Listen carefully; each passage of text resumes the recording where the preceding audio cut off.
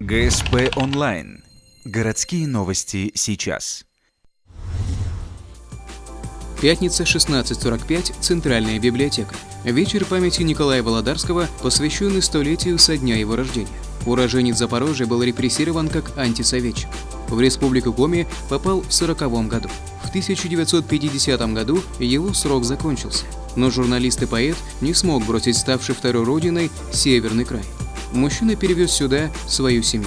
Спустя 6 лет его реабилитировали, и он снова смог заняться своим любимым делом – журналистикой. 10 лет потребовалось Николаю Володарскому, чтобы стать редактором Ухтинской студии телевидения.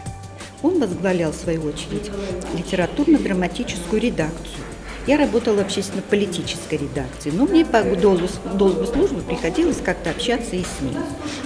Член Союза писателей СССР.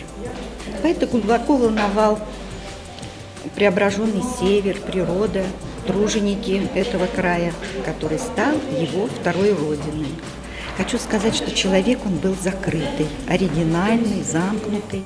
За свою жизнь Николай Володарский стал автором порядка 3000 публикаций по всей стране. Но, несмотря на признание, остался жить и творить в Ухте, говоря в своих стихах «Не проездом, я здесь». Именно с легкой руки этого поэта и журналиста Ухту стали называть «жемчужиной севера». Тут вышли все 10 сборников его стихов. Да и место для вечера творчества тоже выбрано не случайно. Поэта с Центральной библиотекой связывало многое. Он был инициатором и организатором целого ряда поэтических вечеров на базе библиотеки.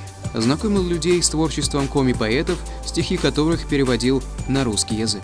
В 1992 году Николая Володарского не стало, но память о нем жива и сегодня.